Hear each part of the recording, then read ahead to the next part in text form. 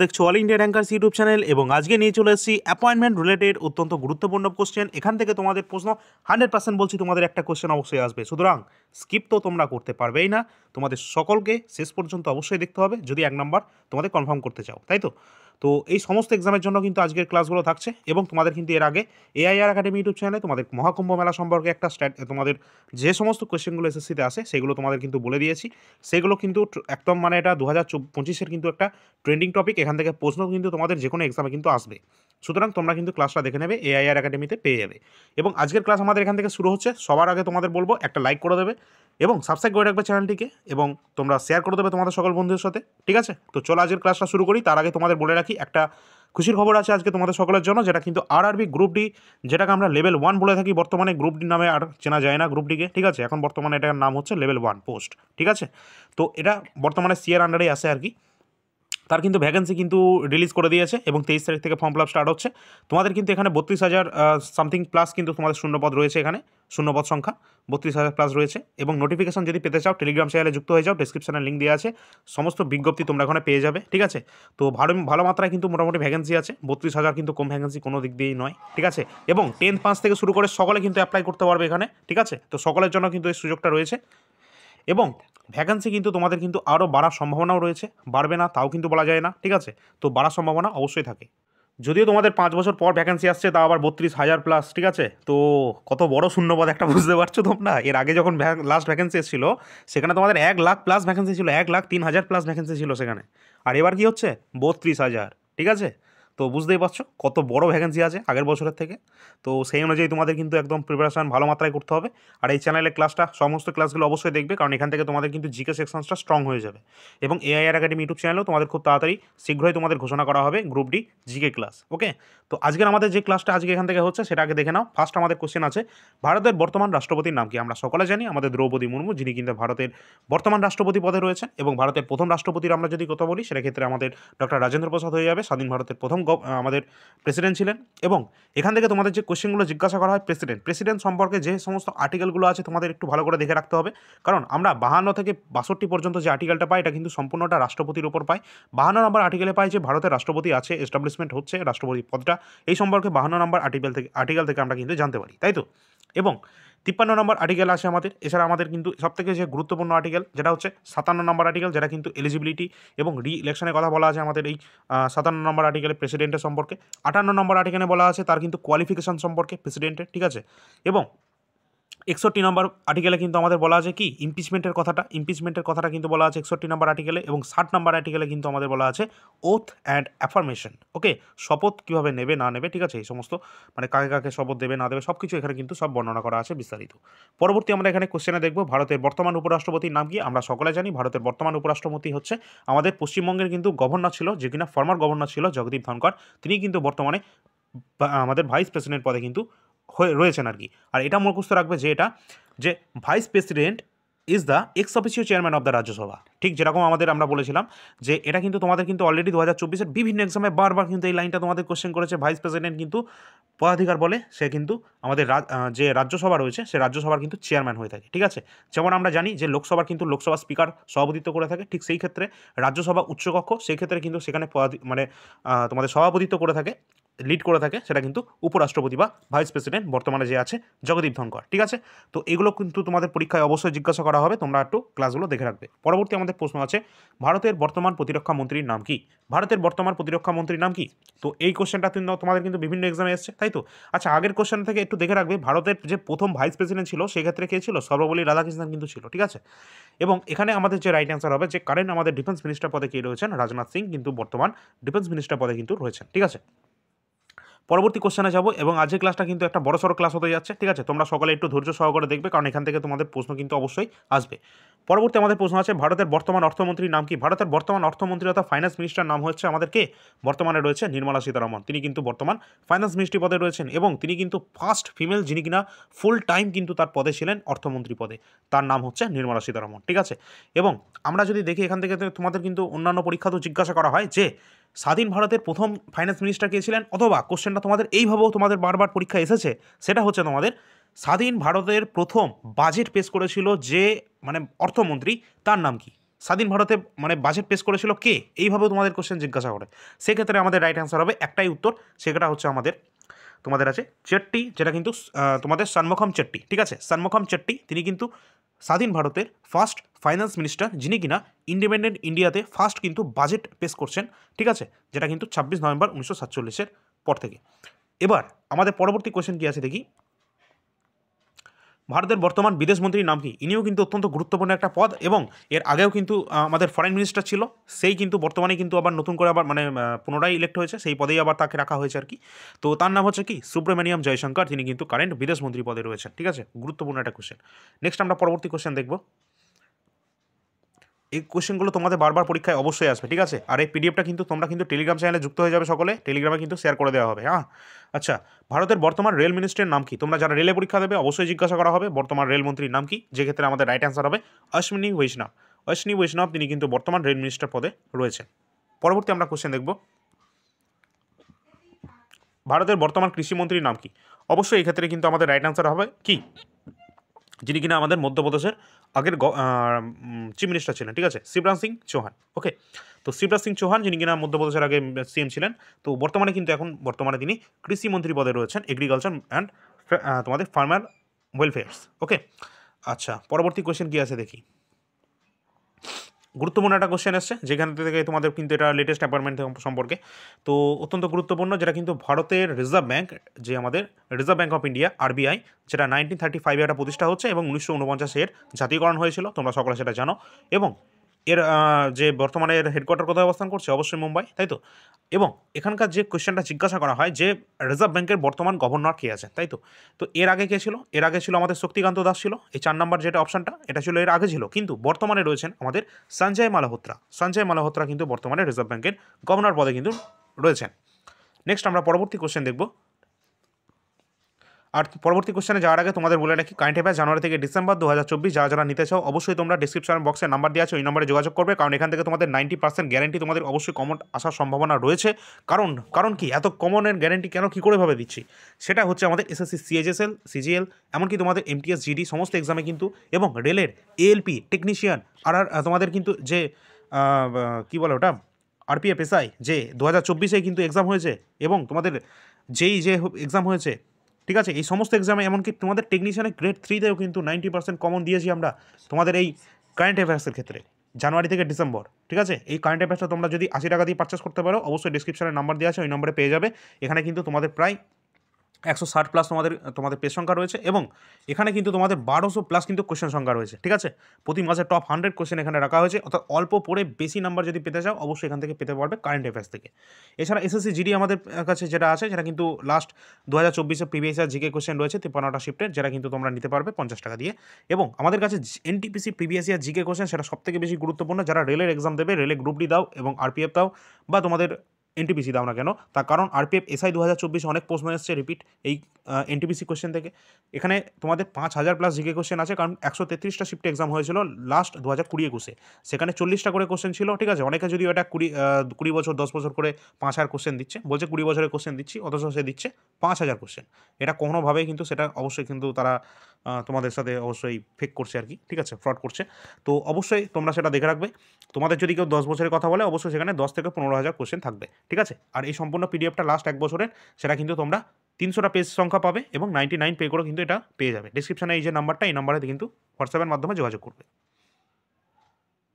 আর এখানে আমাদের পিডিএফটা তোমরা যেটা দেখতে পাচ্ছ, NTPC previous year GK question, এইভাবেই কিন্তু আমাদের কারেন্ট অ্যাফেয়ার্স এবং SSC GD previous year GK question, ঠিক আছে, সবই কিন্তু আমাদের এইভাবেই তৈরি করা আছে। তো তোমরা সকলে দেখতে পাচ্ছ, সেটা শিফট ওয়াইজ তোমাদের কিন্তু সব দেওয়া আছে, তোমরা চাইলে এটা ভেরিফাই করে নিতে পারো, কোনো টেনশন নেই। এখানে 5000 প্লাস মানে 5000 প্লাসই কোশ্চেন পাবে, কারণ 133টা শিফটে 40টা করে কোশ্চেন ছিল, সুতরাং তোমরা হিসাব করে দেখে নেবে 5000 প্লাস কিন্তু এখানে কোশ্চেন সংখ্যা হবে।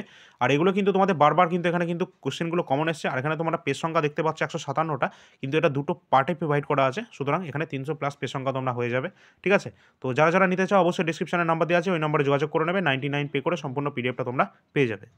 আর যারা কিন্তু পিডিএফ কিনতে পারে না, তাদের কথাও ভেবে কিন্তু আমরা কিন্তু এইভাবে নাই যে আমরা শুধু এখানে ব্যবসা করতে এসেছি, ব্যবসায় করে যাচ্ছি, ঠিক আছে, এইসব কিন্তু না, আমরা কিন্তু এইসব কোনোভাবে মাথায় রাখি না, ঠিক আছে। তাতে আমাদের 1 টাকা তোমরা দিয়ে দাও বা না দাও, ঠিক আছে। তো সেক্ষেত্রে আমাদের এসব কোনো ব্যাপার না। তোমরা অনেকেই কিন্তু এমন আছে যারা এত টাকা দিয়ে পে করতে পারবে না, 99 টাকাও তাদের কাছে বেশি হয়ে যায়। তো তাদের জন্য কিন্তু এই কথা মাথায় রেখে তাদের জন্য ফ্রি ক্লাস হচ্ছে ওই তোমাদের অল ইন্ডিয়া র্যাঙ্কার্স ইউটিউব চ্যানেলে, এই চ্যানেলে, ঠিক আছে? অল ইন্ডিয়া র্যাঙ্কার্স ইউটিউব চ্যানেলে প্লেলিস্ট করা আছে, অলরেডি 24টা শিপ নেওয়া হয়ে গেছে। যারা যারা দেখোনি অবশ্যই দেখে নেবে, যারা যারা নিতে পারোনি নিয়ে নেবে, ঠিক আছে? তো অবশ্যই তোমরা দেখে নেবে সেটা। পরবর্তী আমাদের কোশ্চেন আছে, ভারতের বর্তমান সুপ্রিম কোর্টের প্রধান বিচারপতির নাম কি? অত্যন্ত গুরুত্বপূর্ণ একটা কোশ্চেন।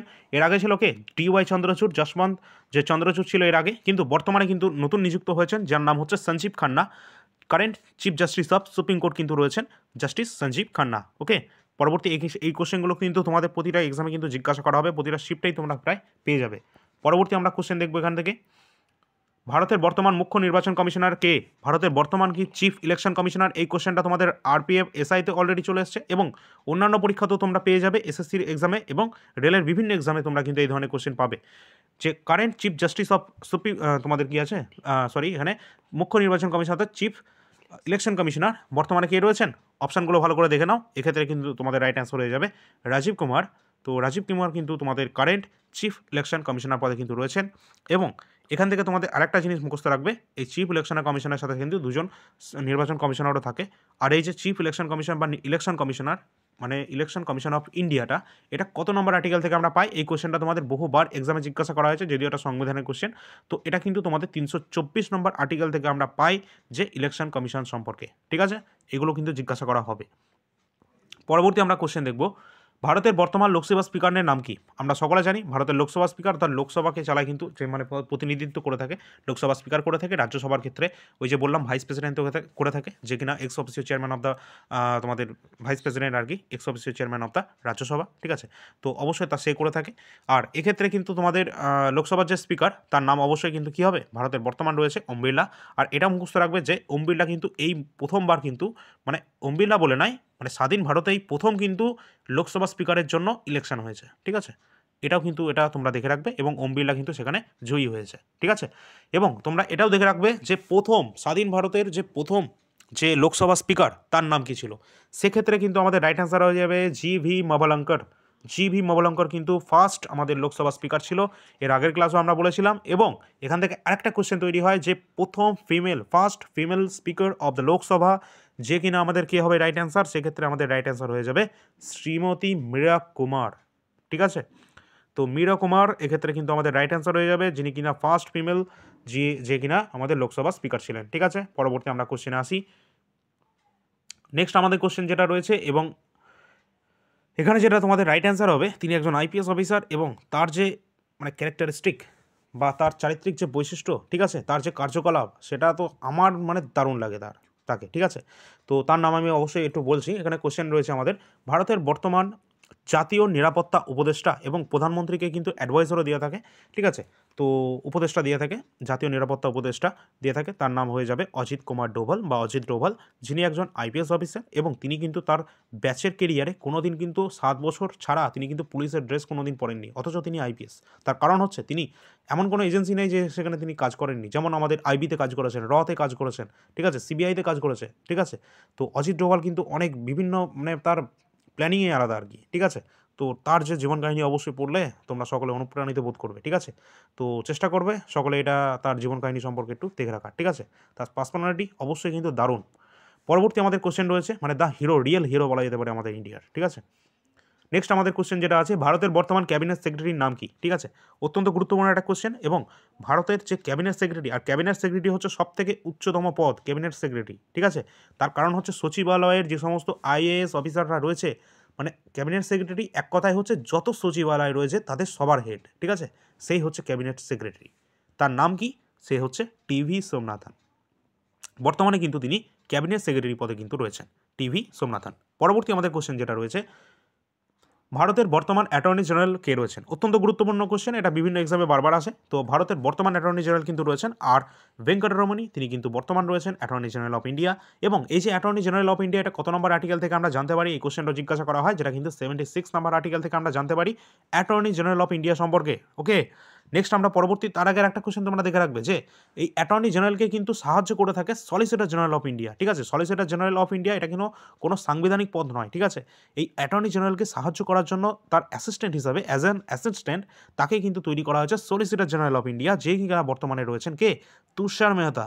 তুষার মেহতা তিনি কিন্তু বর্তমানে সলিসিটর জেনারেল অফ ইন্ডিয়া পদে কিন্তু রয়েছেন, যিনি কিনা অ্যাসিস্ট করে থাকে এই অ্যাটর্নি জেনারেলকে, ঠিক আছে। আচ্ছা, পরবর্তী আমাদের কোয়েশ্চেন দেখবো আমরা। আর এখান থেকে আরেকটা জিনিস তোমাদের পরীক্ষায় জিজ্ঞাসা করা হয়, অ্যাটর্নি জেনারেলটা কে? অ্যাটর্নি জেনারেল হচ্ছে ভারতের সর্বোচ্চ আইনি যে মানে লয়ার বলা যেতে পারে, ঠিক আছে। ভারতের সর্বোচ্চ যে লয়ার বলা যেতে পারে সেটা হচ্ছে অ্যাটর্নি জেনারেল, যে কিনা সরকারকে আইনি সম্পর্কে মানে বিভিন্ন পদক্ষেপ গ্রহণ করতে সাহায্য করে, ঠিক আছে। মানে তাকে অ্যাডভাইজারি দিয়ে থাকে। এবং অ্যাডভোকেট জেনারেল কিন্তু একটা পদ হয়ে থাকে, সেটা কিন্তু রাজ্য সরকারের মানে উপদেষ্টা দিয়ে থাকে আইনি সম্পর্কে, সেটা কিন্তু রাজ্য সরকারের উকিল বলা যেতে পারে যাকে, ঠিক আছে, যেটা কিনা অ্যাডভোকেট জেনারেল অফ ইন্ডিয়া। এবং এটা কত নম্বর আর্টিকেল থেকে আমরা জানতে পারি? এটা আমরা জানতে পারি 165 নাম্বার আর্টিকেল থেকে জানতে পারি, এই অ্যাডভোকেট জেনারেল অফ ইন্ডিয়া থেকে, ঠিক আছে। পরবর্তী কোশ্চেন আমরা দেখব, ভারতের বর্তমান নীতি আয়োগের সিইওর নাম কি? এই কোশ্চেনটা তোমাদের বারবার আসবে, তার কারণ হচ্ছে 1950-এর যে প্ল্যানিং কমিশন ছিল সেটা কিন্তু 1 জানুয়ারি 2015-তে নীতি আয়োগে পরিণত হচ্ছে, এবং এর চেয়ারম্যান হচ্ছেন কে?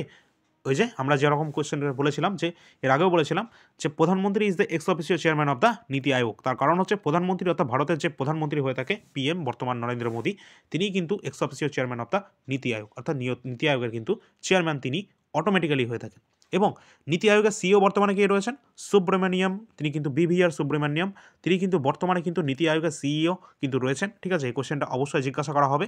এবং এখান থেকে আরেকটা জিনিস দেখে রাখবে, এই যে নীতি আয়োগের ভাইস চেয়ারম্যান বলে একটা পদ রয়েছে, সেটা কিন্তু পরীক্ষায় জিজ্ঞাসা করা হয়। সেক্ষেত্রে বর্তমানে কে রয়েছেন ভাইস চেয়ারম্যান অফ দ্য নীতি আয়োগ, যে ক্ষেত্রে আমাদের রাইট অ্যান্সার হবে সেক্ষেত্রে আমাদের সুমন বেরি কিন্তু সেক্ষেত্রে আমাদের রাইট অ্যান্সার হবে, যিনি কিনা বর্তমানে ভাইস চেয়ারম্যান অফ দ্য নীতি আয়োগ বর্তমানে কিন্তু রয়েছেন, ঠিক আছে। পরবর্তী আমাদের কোশ্চেন দেখবো আমরা, ভারতের বর্তমান যে ইউপিএসসি চেয়ারম্যান, ইউপিএসসি কি তোমরা জানো? ইউনিয়ন পাবলিক সার্ভিস কমিশন, যেক্ষেত্রে সব থেকে বড় বড় লেভেলের অর্থাৎ গ্রুপ এ গ্যাজেটের যে সমস্ত অফিসাররা রয়েছেন তাদের কিন্তু নিযুক্তি হয়ে থাকে, যেমন আইএস, আইপিএস, আইএফএস, ঠিক আছে, বিভিন্ন সার্ভিসে, ঠিক আছে। তো সিভিল সার্ভিস থেকে শুরু করে ইঞ্জিনিয়ারিং সার্ভিস বিভিন্ন মানে এক্সাম নিয়ে থাকে আমাদের এই ইউপিএসসি, যেমন এনডিএ হয়, সিডিএস হয়, বিভিন্ন এক্সাম নিয়ে থাকে। এফক্যাট হচ্ছে, এফক্যাট নয়, এটা তো আমাদের ইন্ডিয়ান এয়ারফোর্স নিয়ে থাকে। এছাড়া আরেকটা পেপারও আছে তোমাদের, যেটা ইতিমধ্যে এখন মনে পড়ছে না আমার। তো বড় বড় এক্সাম কিন্তু গ্রুপ এ লেভেলের যে সমস্ত পোস্টগুলো হয় সেক্ষেত্রে নিয়ে থাকে। তো ইউপিএসসি বর্তমান চেয়ারম্যান কিন্তু কে রয়েছেন? অবশ্যই রাইট অ্যান্সার হয়ে যাবে আমাদের কিন্তু প্রীতি সুদান কিন্তু কারেন্ট কিন্তু চেয়ারম্যান রয়েছেন আমাদের এই ইউপিএসসির ক্ষেত্রে, ঠিক আছে। তো অবশ্যই কিন্তু গুরুত্বপূর্ণ কোশ্চেন, অবশ্যই তোমরা এটা দেখে রাখবে। পরবর্তী আমরা এখানে কোশ্চেন দেখবো কি আছে। আচ্ছা, তোমাদের কিন্তু এইখানে একটা কোশ্চেন আছে নীতি, ঠিক আছে। এই কোশ্চেনটা আমি একটু বললাম না, এনআইটিআই, ঠিক আছে। এনআইটিআই নীতি এর ফুল ফর্ম কি? তোমরা যারা যারা ক্লাস দেখছো তোমাদের সকলের দায়িত্ব যে সকলে কিন্তু এই কোশ্চেনের অ্যান্সারটা কমেন্ট সেকশনে তোমরা দেবে। আর এটা কিন্তু তোমাদের রেলের সমস্ত এক্সামে কিন্তু জিজ্ঞাসা অবশ্যই করা হবে, যদি না হয় অবশ্যই তোমরা জানাতে পারো পরবর্তীতে। অবশ্যই তোমাদের কিন্তু এই কোশ্চেনটা জিজ্ঞাসা করা হবে, নীতি ফুল ফর্মটা কী আছে, এবং এই কোশ্চেনটা তোমরা কিন্তু কমেন্ট সেকশনে তোমরা জানিয়ে দেবে।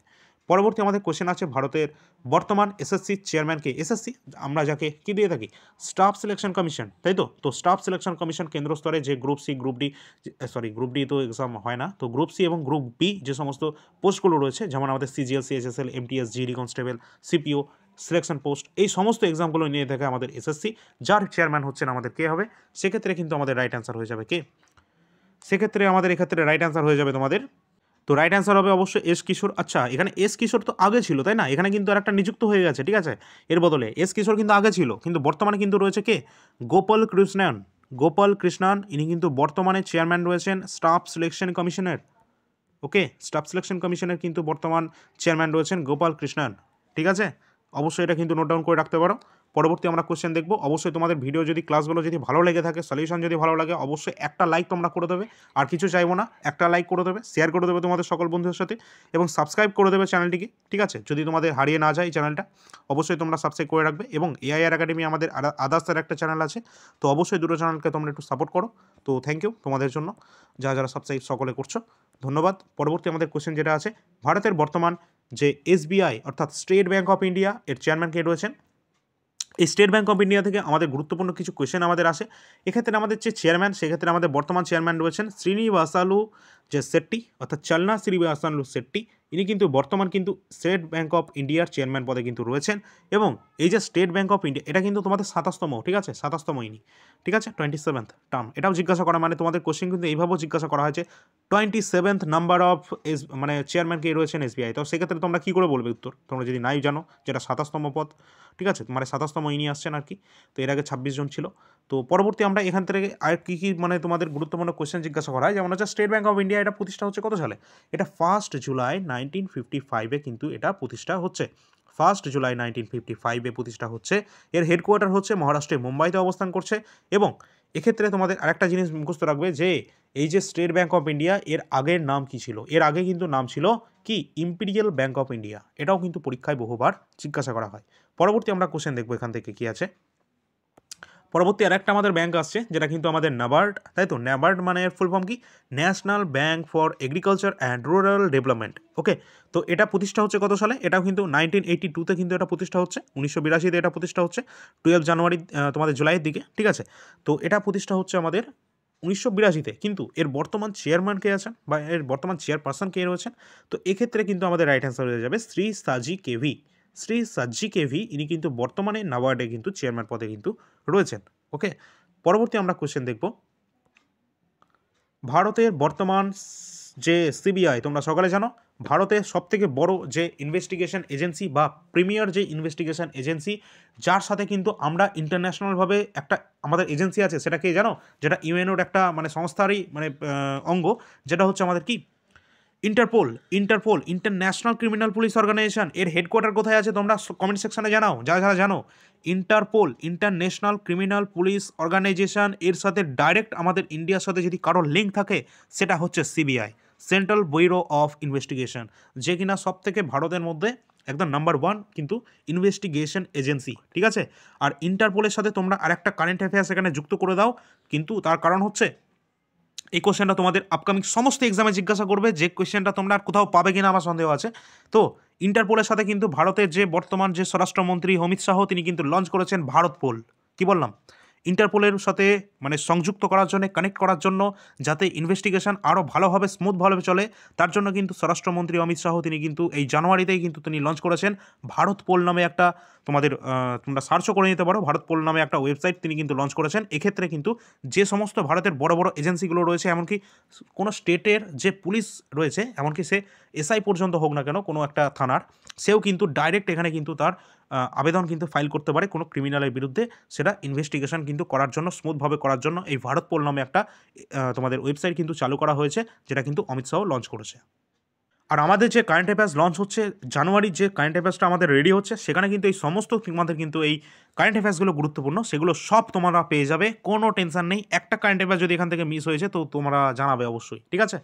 তো আশা করছি কারেন্ট অ্যাফেয়ার্স থেকে তোমাদের টেনশন আমরা খতম করার চেষ্টা করছি, ঠিক আছে।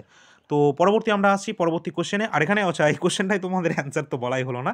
তো সেন্ট্রাল ব্যুরো অফ ইনভেস্টিগেশন এর কারেন্ট কিন্তু তোমাদের রয়েছেন কে? এক্ষেত্রে আমাদের রাইট অ্যান্সার হবে প্রবীণ সুদ। প্রবীণ সুদ কিন্তু কারেন্ট ডিরেক্টর জেনারেল রয়েছেন সিবিআই এর। ওকে, পরবর্তী আমরা নেক্সট কোশ্চেনে আসছি। আর এটা কিন্তু দিল্লি স্পেশাল পুলিশ এস্টাবলিশমেন্ট অ্যাক্টের মাধ্যমে কিন্তু তৈরি করা হয়েছিল আমাদের এই সিবিআইকে, ঠিক আছে। আর ইন্টারপোলের যে হেডকোয়ার্টার, সেটা কিন্তু তোমরা সকলে কিন্তু কমেন্ট সেকশনে জানিয়ে দেবে, এটা কিন্তু পরীক্ষায় জিজ্ঞাসা করা হবে, আর আগেও কিন্তু হয়েছে, ঠিক আছে। এনটিপিসিতেই বহুবার এসছে এই কোশ্চেনটা। আচ্ছা, ভারতের বর্তমান সেনাপ্রধানের নাম কি? ভারতের বর্তমান সেনাপ্রধানের এখানে কি আছে? Army staff. আচ্ছা, সেনাপ্রধান বলতে এখানে আর্মি স্টাফের কথা বলা হচ্ছে। তো আর্মি স্টাফ কিন্তু বর্তমানে রয়েছে উপেন্দ্র দ্বিবেদী, ঠিক আছে। আর্মি স্টাফ রয়েছে উপেন্দ্র দ্বিবেদী। পরবর্তী আমরা কোশ্চেন দেখি। ভারতের বর্তমান বায়ুসেনা প্রধান কে রয়েছেন? যেটা হচ্ছে চিফ অফ তোমাদের এয়ার স্টাফ বা এয়ারফোর্সের যে চিফ রয়েছে তার নাম কি? সেক্ষেত্রে আমাদের এয়ার মার্শাল কী হবে? AP Singh. Air marshal AP Singh কিন্তু অমরপ্রীত সিং, তিনি কিন্তু বর্তমানে রয়েছেন ইন্ডিয়ান এয়ারফোর্সের কিন্তু চিফ। এখানে কিন্তু তোমাদের সবগুলো জিজ্ঞাসা করবে, তার সবগুলো একবার বলে দিই। আমাদের কিন্তু একটা পোস্ট রয়েছে সিডিএস বলে, যেটা কিন্তু সিডিএস যেটা ইউপিএসসি পরীক্ষা নেয় সেটা কিন্তু নয়। এক্ষেত্রে সিডিএস মানে হচ্ছে চিফ অফ ডিফেন্স স্টাফ, যে কেন্দ্রে কিন্তু আমাদের প্রথম চিফ অফ ডিফেন্স স্টাফ ছিলেন কে? জেনারেল বিপিন রাওয়াত। তিনি কিন্তু মারা গিয়েছিলেন, এবং ওই যে তোমাদের জানো সেটা হেলিকপ্টার দুর্ঘটনায় ক্র্যাশ হয়েছিল, সেক্ষেত্রে তিনি এবং তার স্ত্রী সহ তিনি কিন্তু মারা গিয়েছিলেন। তোমরা সকলে জানো সেটা, ঠিক আছে। তো অবশ্যই কিন্তু তারপর আমাদের দ্বিতীয় কিন্তু আমরা সিডিএস পেয়েছি। কাকে পেয়েছি? জেনারেল অনিল চৌহান, যিনি কিন্তু বর্তমানে রয়েছেন current chief of defence staff পদে, ঠিক আছে, অনিল চৌহান। ওকে, নেক্সট আমরা দেখছি আর্মি স্টাফ হিসাবে উপেন্দ্র দ্বিবেদীকে, এবং এয়ার স্টাফ হিসাবে আমরা পাচ্ছি অমরপ্রীত সিংকে, এবং চিফ অফ নেভাল স্টাফ বা ইন্ডিয়ান নেভির যে অ্যাডমিরাল রয়েছেন চিফ, তিনি হচ্ছেন আমাদের দীনেশ কে ত্রিপাঠী।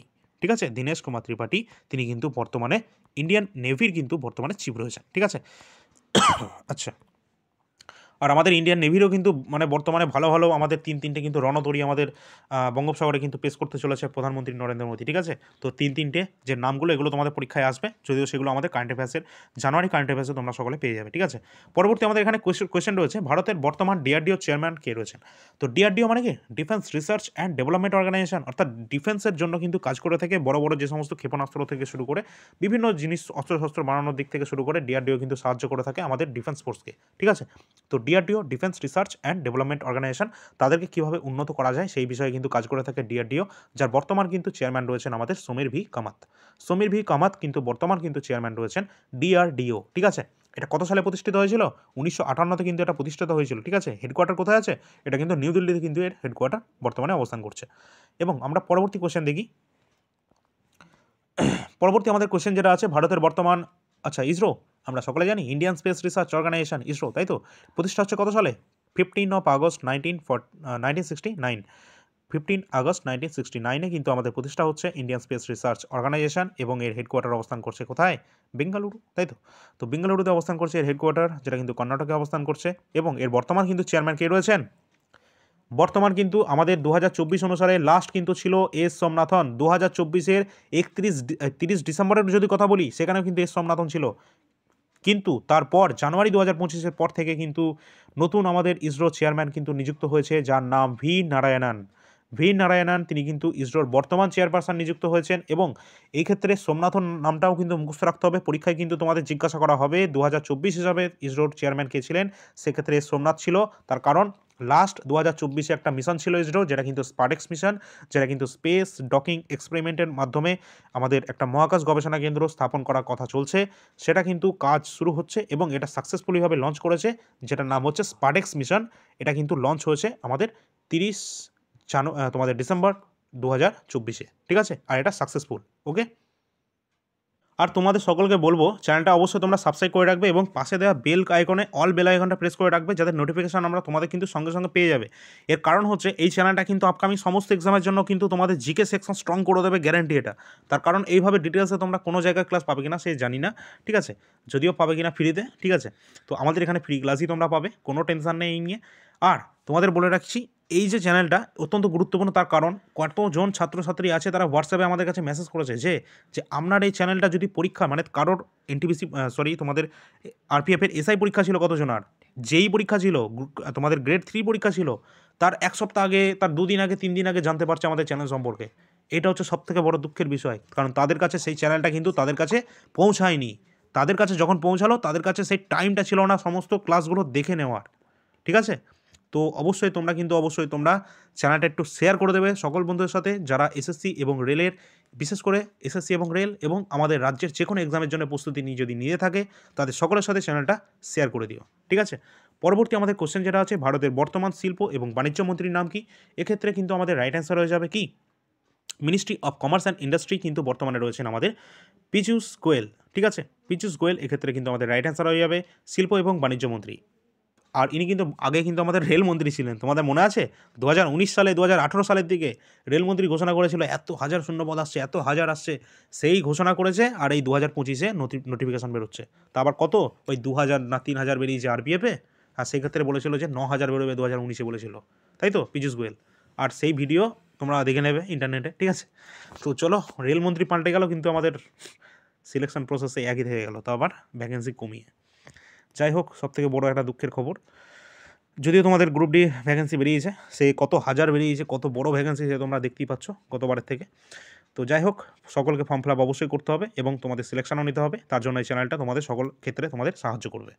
তো চলো আমরা পরবর্তী এখানে কোশ্চেন দেখি, ভারতের বর্তমান শিক্ষামন্ত্রীর নাম কি আছে? বর্তমান আমাদের ভারতের শিক্ষামন্ত্রী রয়েছেন ধর্মেন্দ্র প্রধান। ঠিক আছে, এক্ষেত্রে আমাদের ধর্মেন্দ্র প্রধান আমাদের বর্তমান এডুকেশন মিনিস্ট্রি কিন্তু রয়েছেন। ওকে, পরবর্তী আমাদের কোশ্চেন কি আছে, ভারতের বর্তমান আইন এবং বিচার মন্ত্রীর নাম কি? Ministry of law and justice. এক্ষেত্রে বর্তমানে কে রয়েছে?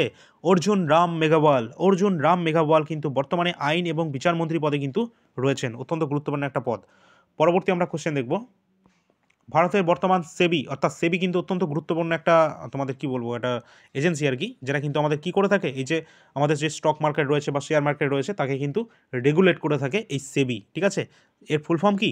Securities and exchange board of India, ঠিক আছে, এর ফুল ফর্ম এটা। আর এটা মুখস্থ রাখবে যে এর বর্তমান যে চেয়ারপারসন রয়েছেন তার নাম কি? মাধবী পুরী বুচ। আর ইনি হচ্ছেন ফার্স্ট ফিমেল যিনি কিন্তু সিলেক্টেড হয়েছেন অ্যাজ এ চেয়ারম্যান অফ সেবি।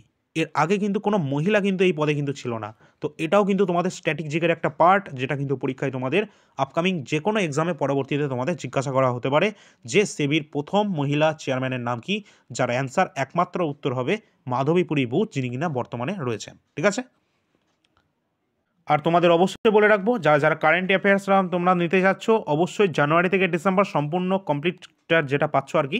তো এখানে কিন্তু প্রতি মাসে টপ 100 কারেন্ট অ্যাফেয়ার্স রাখা আছে। এছাড়া গুরুত্বপূর্ণ যে কারেন্ট অ্যাফেয়ার্স, প্যারিস অলিম্পিক 2024, এটা কিন্তু গুরুত্বপূর্ণ, কারণ আপকামিং সমস্ত এক্সামে এখান থেকে প্রশ্ন তোমরা পাবে।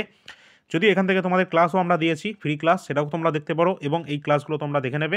এছাড়া এর সম্পূর্ণ পিডিএফটা বাই করতে চাইলে তোমরা কিন্তু ডেসক্রিপশনে নাম্বার পেয়ে যাচ্ছ। তো ডেসক্রিপশনের নাম্বার দেওয়া আছে, ওই নাম্বারে যোগাযোগ করে নেবে।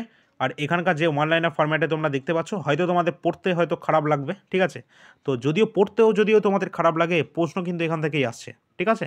তো যারা যারা মনে করছো যে অনলাইনে ফরম্যাট আছে, কত কালার টালার কিছুই নেই, এ নেই তা নেই, ঠিক আছে, তো তোমাদের জন্য সবথেকে গুরুত্বপূর্ণ হচ্ছে তোমাদের এক্সামে আসছে কিনা, তাই না।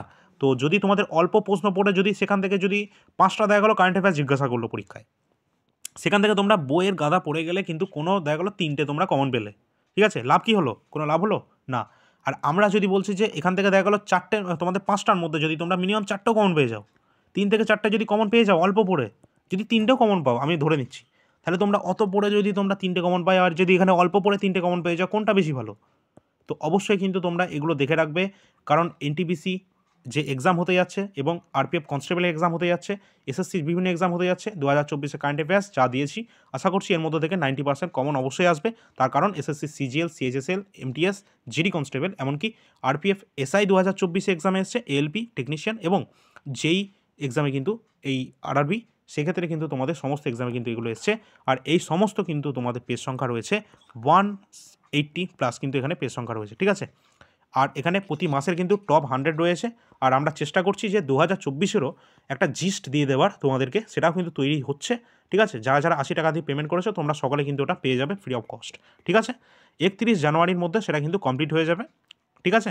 তো এটা কিন্তু 2024-এর একদম সারসংক্ষেপ, যেখান থেকে আরও কিন্তু তোমাদের ছাঁটাই বাটাই করে একদম মানে একদম যেটা মেইন কন্টেন্ট আর কি, সেটা তোলা হচ্ছে 2025-এর যে সমস্ত এক্সাম আছে তার জন্য। তো আজকের ক্লাস আমাদের এই পর্যন্ত ছিল। আর যারা এনটিপিসি রেলের এক্সাম দেবে তাদের সকলকে বলবো, তোমরা অল ইন্ডিয়া র্যাঙ্কার্স ইউটিউব চ্যানেলে যে প্লেলিস্টের সেকশনটা আছে, সেখানে গিয়ে আগের ক্লাসগুলো অবশ্যই দেখে নেবে। আমরা যে কটা আজ পর্যন্ত এই চ্যানেলে ক্লাস দিয়েছি রেল এবং এসএসসি রিলেটেড, সমস্ত ক্লাস কিন্তু তোমাদের রেল, এসএসসি এবং আমাদের রাজ্যের সমস্ত এক্সামের জন্য গুরুত্বপূর্ণ। তোমাদের যার যেটা প্রয়োজন সেটা তোমরা ক্লাসগুলো দেখে নেবে।